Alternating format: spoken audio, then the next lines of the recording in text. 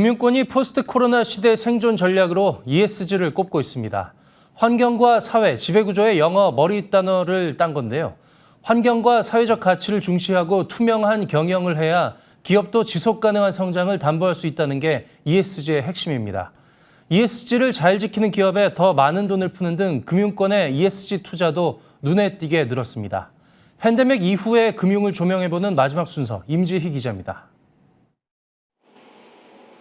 얼핏 보기에는 일반 자동차로 보이지만 농협은행이 업무할 때 쓰는 전기차입니다. 온실가스가 더 늘지 않게 유지하는 탄소 중립을 실천하기 위해 도입됐습니다. 이처럼 업무용 차량을 친환경 전기차로 바꾸는 등 금융권의 ESG 활동이 활발합니다. ESG가 포스트 코로나 시대 금융권의 새로운 생존 전략으로 떠올랐기 때문입니다.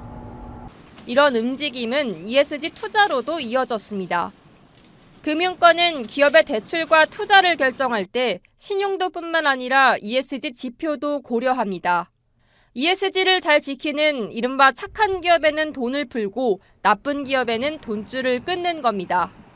현재 금융권에서 일반 기업들이 ESG 경영을 적극 도입하도록 탈석탄 금융을 선언한다든지 또는 여신이나 또는 투자의 ESG적인 요소를 반영을 한다든지 해서 여러 가지 기업들을 선별하는 그런 활동들을.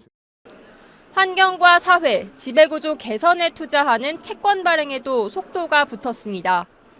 4대 시중은행이 올해 상반기에 발행한 ESG 채권은 5조 원에 달합니다. 지난해 발행액의 70%를 반년 만에 넘어선 겁니다. 금융사별 자체 ESG 평가 지표를 만드는 움직임도 눈에 띕니다. 포문을 연 건 업계 최초로 내년 1월에 자체 평가 체계를 선보이는 신한금융그룹입니다.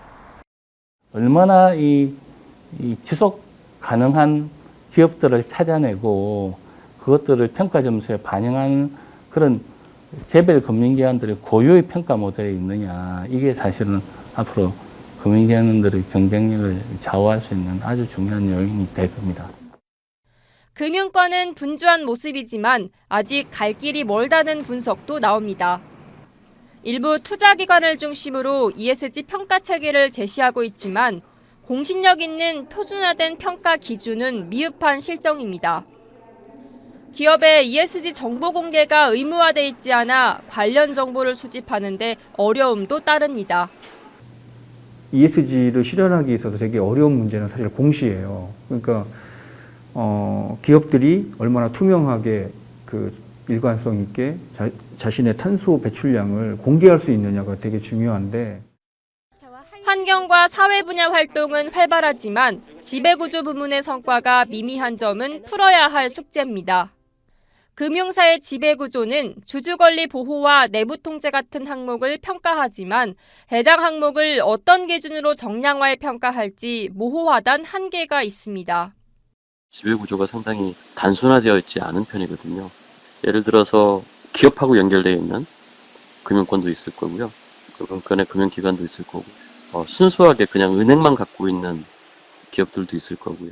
지배구조는 금융권에서 개혁하기가 쉽지는 않을 거예요.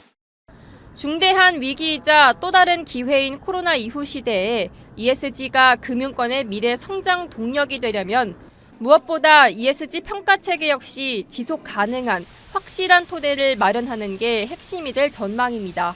머니투데이 방송 임지희입니다.